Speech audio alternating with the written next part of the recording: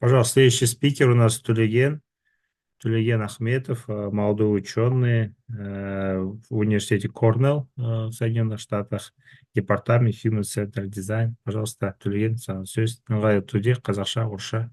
Мгм. Пожалуйста. Саламатсыздар ма? Дауысым естіліп болып отыр ма? Дауыс келіп тұр, сөз жалғастырыңыз. Жақсы, керемет. Экранды бөлісіп жіберейін.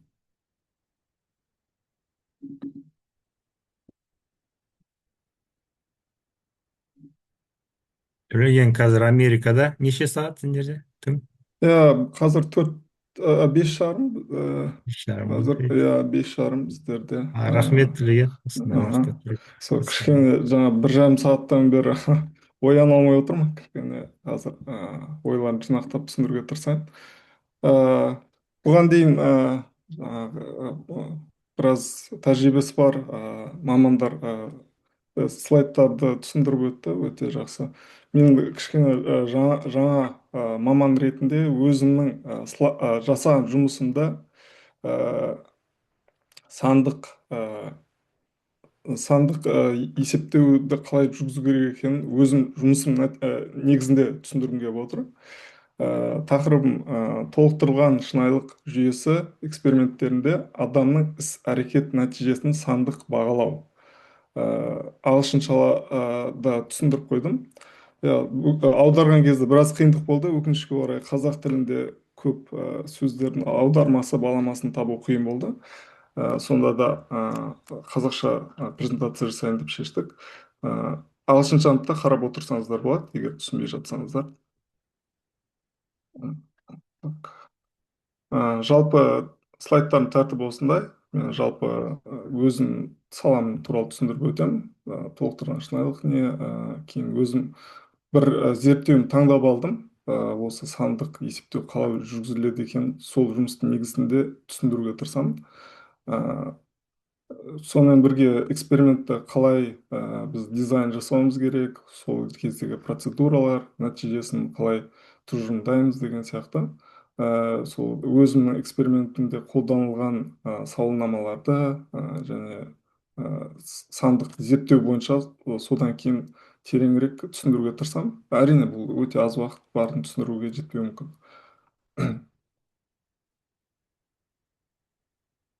Жалпы мен өзім эксперименттерімде әртүрлі зерттеу үлгілері болуы мүмкін.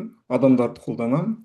Сонымен бірге зерттеу ортасы ретінде әртүрлі орталарды қолданамыз біздер. Шын әлемде немесе осы толықтырылған шынайылық немесе барынша симуляцияға кіріп, виртуалды шындыққа кіріп кететін кездеріміз де болады. Бұл барлығы адамдарды әртүрлі орталарда олардың іс әрекеттерінің нәтижесін зерттеуге көмектеседі бізге. Жалпы толықтырылған шынайылық туралы айтып өтейін. Виртуалды шындықты барлығыңыз білсеңіздер керек. Толықтырылған шынайылық сол шындық пен виртуалды шындықтың ортасы. Біздер шын физикалық әлемге голографиялық контекст кескіндерді біріктіріп, осындай толықтырылған шындық жасауға тырысамыз. Жалпы өз эксперименттерінде сол экспериментте Microsoft HoloLens көзілдірігін қолдандым. Бұл 2023 жылғы зерттеу, біраз уақыт өткен болуы мүмкін. Бірақ біздер әртүрлі көзілдіріктерді қолданамыз. Бірақ әлі де бұл көзілдірік өте жақсы көзілдірік ретінде саналады, смарт көзілдірік ретінде, өйткені көп сенсорлар бар бұнда, қарап отырғандарыңызда. Біз көбінесе бұл жұмыста көздің қозғалысын бақылайтын камераларды қолданамыз, ай трекинг камерасы дейміз. Сол арқылы адамдардың іс әрекетін зерттеуге тырысамыз. Жалпы мен өзім зерттеу мәселемді осылай түсіндіруге тырыстым. Жалпы қазіргі кезде әртүрлі қауіпсіздік үшін ескерту жүйелері бар, бірақ соған қарамастан әртүрлі жыл сайын өнеркәсіпте апаттар саны азайып жатқан жоқ. Мысалы, әр жылы 340 миллион апат болады деген сияқты. Зерттеу мақсаты өнеркәсіптегі операторлардың қауіпсіздігін арттыру. Осы мақсат болды, осы жүйе қолдану арқылы. Бірінші істейтін жұмыс әрине біз осы түйін сөздерді белгілеп аламыз. Соны қолдана отырып тиісті әдебиеттерді зерттеп өзіміздің зерттеу сұрақтары мен гипотезаларымызды қалыптастыруға тырысамыз. Әдебиеттегі бар жұмыстарды ескере отырып, тек қана әдебиетте емес, бізде көбінесе инженер болған соң шын дайын off the shelf дейді ғой, дайын продукттар да бар. Олармен де салыстыруымызға тура келеді. Бізде тек қана әдебиет жеткілікті емес. Жалпы видеоны көрсетуге уақытым жетпейді. Егер қызық болса, осы жердегі QR арқылы өтіп қарасаңыздар болады телефондарыңызбен. Жалпы осындай көзілдірікті қолдана отырып ескерту жүйесін жасадық. Бұл жұмыс енді артефакт жасау жұмысы болды да. Біз бір solution немесе шешім ұсынуға тырыстық. Бұл жерде көздің қозғалысын ескере отырып, біздің жүйе оператор негізгі жұмысынан назар ауытқыған жағдайда ескерту жасайтын бір жүйе жасауға тырыстық. Оның компоненттары өте көп, барын түсіндіруге уақыт жоқ. Бүгінгі тақырыпты түсіндіруге тырысайын, сандық есептеу. Қызық болса, видеосын қарасаңыздар болады. Немесе өзім жеке веб-сайтымда тұр бұл видео.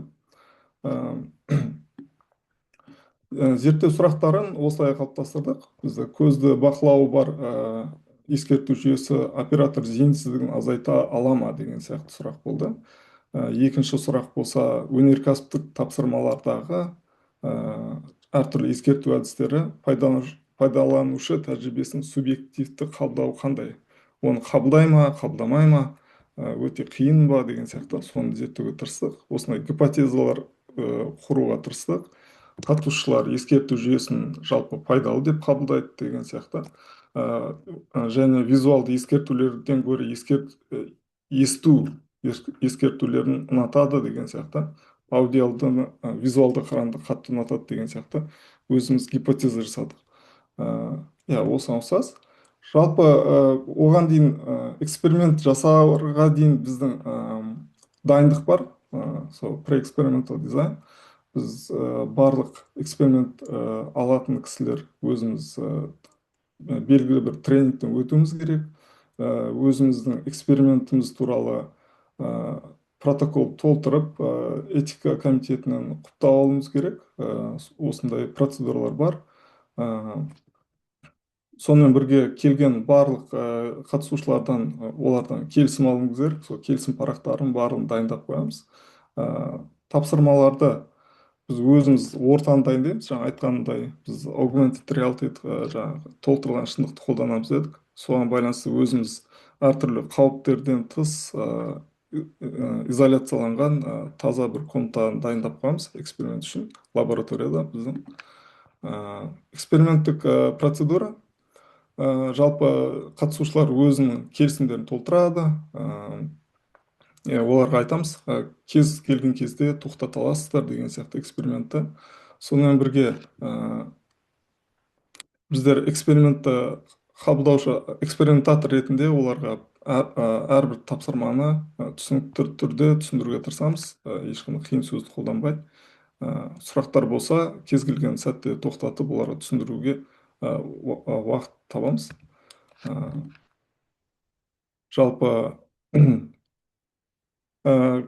басталу осылай болады. Біз көзілдірікпен көздерді калибрация жасауымыз керек. Әр адамның көзі әртүрлі, жаңағы дистанция деген сияқты IP дейді бізде.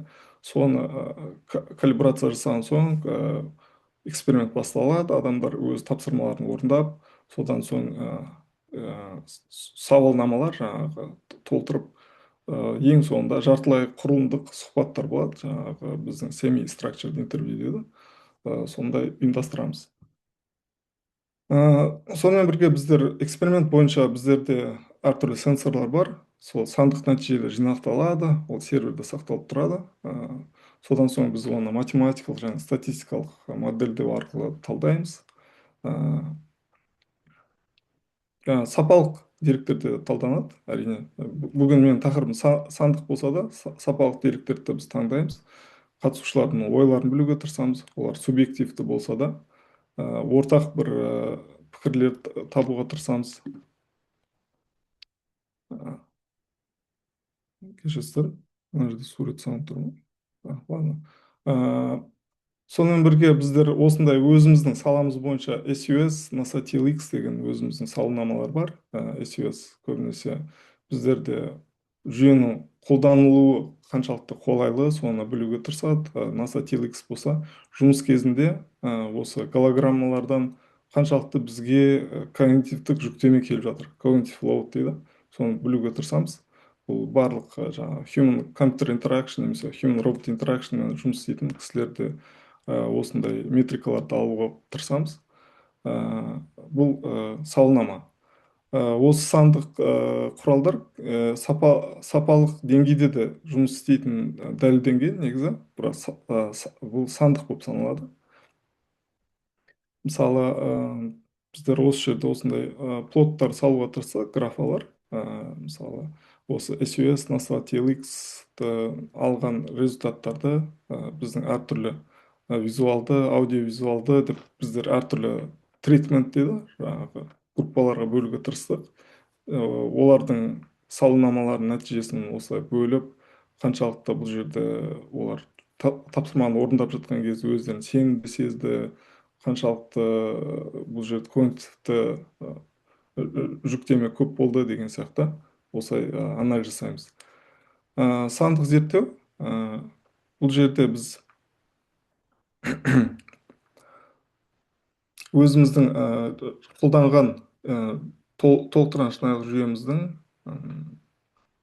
баламалы жүйелер дейді. Біздер тек қана өзіміздің жүйемізді көрсетпейміз, біз салыстырмалы түрде түсіндіруіміз керек. Бүгінге дейін өнеркәсіпте бізде әртүрлі жүйелер бар. Солардың бірі safety mat дейді. Қазақшасын аудардым, бірақ сәл қиындау. Мысалы, соны қолданып, және біздің жүйені қолданып, солардың арасындағы айырмашылықты көруге тырысамыз. Осы кезде сандық жүйені қолданамыз біздер. Сонымен бірге әртүрлі өлшемдерді қолдануға болады, корреляцияларды көруге тырысуға болады. Жаңа тәуелді variable, тәуелді анималардың арасындағы. Мысалы, сандық зерттеуде біздерде осындай да болды. Үш түрлі метрика өзіміз ойлап таптық дегенде, өзіміз осындай бір формулейшн жасауға тырыстық. Үш түрлі біздің формулировать етуге тырыстық. Зейінсіздіктің саны, зейінсіздіктің қаншалықты ұзаққа созылатынын, сонымен бірге зейінсіздіктің жалпы барлығын қосқанда қанша уақыт алғанын, біздің белгілі бір уақытымыз бар, сол уақытты қаншалықты уақытта адамдар жұмыстан ауытқып отырды. Біздің бұның барлық көздің қозғалысы арқылы біздер анализ жасауға тырыстық. Осы үш метриканы біздер шығардық.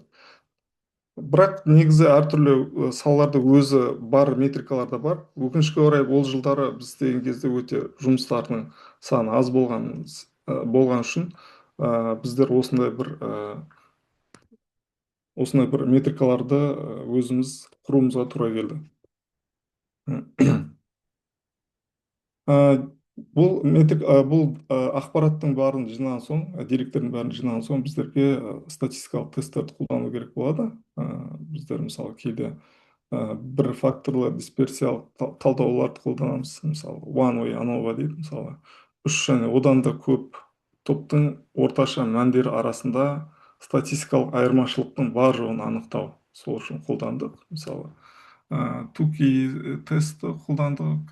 Бұл жерде осы бірінші қолданған ANOVA-дағы нәтиженің маңызды болған жағдайда нақты қай топтар арасында айырмашылық бар екенін көруге тырыстық. Осыны қолдандық. Егер тек қана екі топ болса, ол кезде T-тестті қолдануға да болады. Жалпы, егер хабарларыңыз болса. Сонымен бірге тәуелсіз біз айнымалыларды қолдандық. Мен олар не екенін келесі слайдта түсіндіремін. Екі топтың орташа мәндерін салыстырамыз. Жалпы осы T-тест ең бастама ретінде қолдансаңыздар болады, статистикалық тест ретінде. Мысалы, тәуелсіздік топтар деп біз нені айтамыз? Бұл жерде қатысушылар әртүрлі группаларда болуы мүмкін. Өкінішке орай сызықтар пайда болып жатыр. Қалай тоқтатса болады екен, Қуаныш мырза? Қызыл, сары. Әлде тек қана менде көрініп жатыр ма? Жоқ, көрініп тұр. Біреулер, видимо, сызып жатқан шығар, мен білмеймін. Гүлмира деген кісі де көрінді. Болса өшіре аламын екен. Тәуелсіз топтар, мысалы, бір қатысушылар әртүрлі топта әртүрлі жаңағы әртүрлі тасктарды орындау мүмкін. Сол кезде біз тәуелсіз топтар деп атаймыз. Тәуелді топтар дегеніміз көбінесе бір қатысушы екі таскты орындауға тура келеді. Мысалы, екеуінде орындаған үшін бұл жерде сондай бір не ат қоямыз да, dependent group деп. Осыларға байланысты тесттар да бөлінеді. Мысалы, тәуелдіде paired groups өлшемдер бір-бірімен байланысты, солай деп айтамыз. Сонымен бірге корреляцияны да көп қолданамыз. Мысалы, әртүрлі айнымалылар бар. Сол айнымалылардың арасында, мысалы, айтайық, көздің қозғалысымен бірге cognitive load екеуінің арасында корреляция бар ма? Ол позитив па, негатив па деген сияқты олардың бағытында анықтауға тырысамыз. Қаншалықты күшінде, мысалы, 0-1-ге дейін деген сияқты солай көруге тырысамыз. Нәтижесінде біздер осы эксперимент нәтижелерін сұрақтарына жауап беруге тырысамыз. Гипотезалар мақұлданып, мақұлданбаған осы біздің сандық зерттеулерден тұжырымдама шығаруға тырысамыз. Барлығы осы сапалық сандық бағалауларға байланысты. Жалпы осы мен қысқаша тез өтіп шықтым. Қысқа болған жоқ деп ойлаймын. 5:51 дейді, 21 минутқа үлгердік. Егер сұрақтар болса жауап берейін. Жақсы, жақсы. Төлеген. Так, құрметті әріптестер, қандай сұрақ, комментарий, пожалуйста, айта қойыңыз. Мен бірінші сұрақ сұрайын.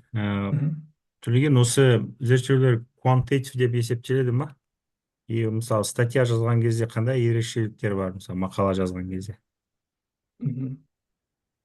Квантитатив деп есептеле ма дегенде, біздер сауалнамада квантитатив болып есептеледі, бірақ бұл жерде біздер квалитатив ретінде де іс атқарған деп кейбір статьялар жазылған.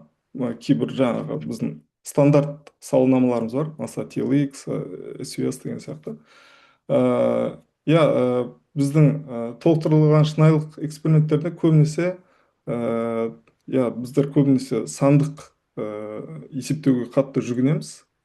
Кейде осы алған деректерді бір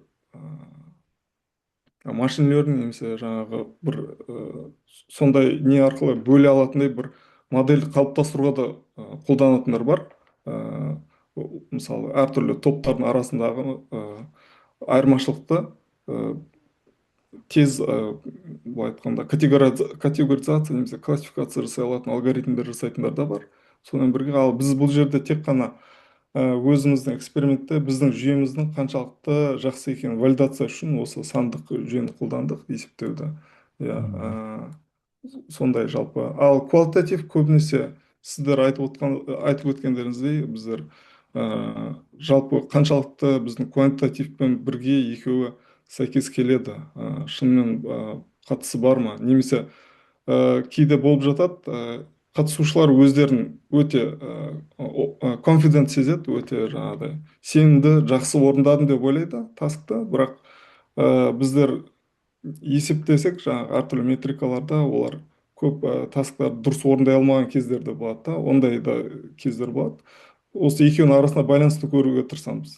Егер confident, жаңағы сенімді болып отырып, жақсы жасап жатса, бұл жерде үлкен корреляцияны көреміз. Бұл жерде шынымен жақсы істеп жатыр деген сияқты.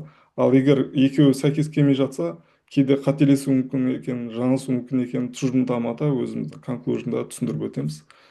Сондай жалпы. Адамдарға байланысты эксперименттер өте қиын, өйткені біздер сонымен бірге роботтардың да қозғалысын AR-да жаңағы өзіміз анализ жасауға тырысамыз. Роботтарда оңайырақ. Адамдарда субъективті заттар көп, олардың барлығын контекстін бәрін түсіндіруге бүгін уақыт жетпейді. Сонымен бірге тәжірибе жағынан да кейбір заттарды әлі де түсінбеген болуымыз мүмкін. Біздер бастаушы зерттеуші ретінде осындай заттар қолданамыз. Иә. Хорошо, рахмет, Төлеген. Мгм. Так, пожалуйста, сұрақ, комментарий бар ма? саламатсыз ба? Менде бір сұрақ бар еді, қоюға бола ма? Болады, Иә, айта әрине. ғой. Саламатсыз ба? Рахмет баяндамаңызға. Сіз жаңа айтып кеттіңіз, сіз өзіңіздің мысалы экспериментальный жұмысыңызда machine learning, то есть прогнозирование жасайсыз да, бір белгілі бір модельге. Сол бойынша айтып кетесіз ба, қандай платформаларды или қандай жасанды интеллект бойынша қандай программаларды қолданасыз именно вот М. Жақсы, бұл зерттеуде мен машин learning қолданған жоқпын, бірақ бұл жерде егер жоқ, аха, именно бұл зерттеу емес, жалпы басқа иә, иә, зерттеуіңізде. аха. Мысалы, біздің Э, қазір өте кең жайылып жатыр ғой бұл зерттеу түрі. мгм, мгм. Иә, сіздің дерекке байланысты көбінесе. Менде кейде кескіндер болады, суреттер дейді, images. Ол кезде біз компьютер vision қолданамыз. Кейде тек үлкен ақпарат болады, деректер болады, санды.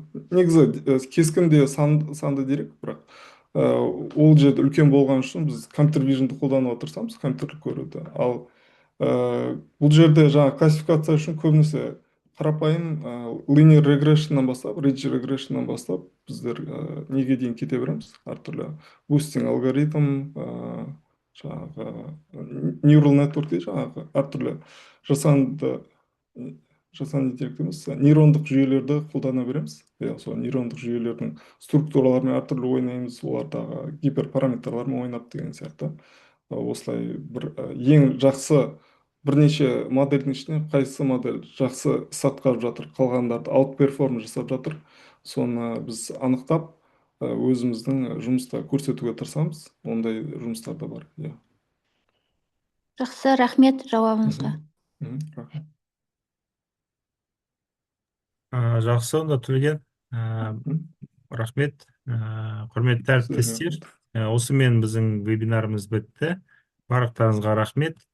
Келешекте алдын ала амандық болса, осындай сияқты семинарларды ағылшын тілінде де істейтін боламыз. Өйткені шетелдік азаматтар да қосылған болатын басында, бірақ басында біз айттық, что орысша, қазақша келесі семинарлар ағылшын тілінде де болады.